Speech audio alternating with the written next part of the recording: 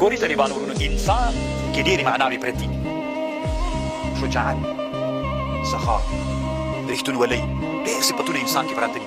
خو الله عز وجل چې انسان په چا باندې افضل کړ، په ملایکو باندې افضل کړ، نو هغه طالبانو په یو داسې یو صفت باندې کړ چې هغه صفت د علم. نو دې نه معلومه شوه طالبانو که انسان کې تر علم نه ښه صفت وایي نو ملایکو باندې به هغه فضیلت د هغه صفت په واسطه هغه صفت به یې راظاهر کړی وکړي. خو ظهور یې د کوم صفت وکړي؟ نو علم تر ټولو نه یو ډېر ښه صفات وکړي. الله عز وجل دې موږ څوک وګرځوي؟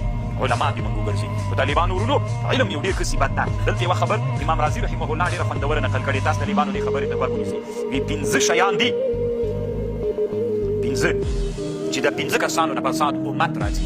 د امت ټولنه او مجتمع چې پاسېده کېږي د پنځه کسانو نه پاسېده کېږي. ورته غوږ علما، مجاهدین، بزرګان و پیران، تجاران، والیان. ټولنه څه ده طالبانو؟ دې ټولنه چې تګ کوي، په ټولنه کې تقلید ډېر وي که تحقیق؟ چې هغه څه کول دی هم همغسې کوي. د تحقیق کسان په ټولنه کې څوک وي؟ نو ټوله ټولنه طالبانو تقلید کوي. نو چې تقلید کوي د انسانان داسې دي، نو چې تقلید کوي د چا تقلید کوي؟ د رهبر. نو رهبر که کته روان و دوی هم کته پسې ځي، که رهبر پورته روان و ټولنه هم تقلید کوي. داسې په خبر ځان پوه کړي. میږه ده، اوس د میږې شپونکی څه ده راهي؟ که غره ته یې بیایي غره ته ځي ورسره، که بېرته له غره نه راکته کوي کته داسې ده که نه ده؟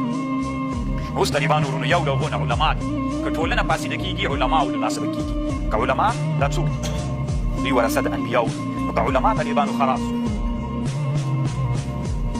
علما چې دي دوی ورثه د انبیاو دي. که چېرته علماو طالبانو د دین علم دا د دنیا لپاره استعمالوي، یعنې که علما فاسد شول، علما کم ظرفیته شول خو رهبران دي، نو ټولنه چېرته کته راځي؟ بس که علما فاسد شول ټولنه فاسده کېږي. یو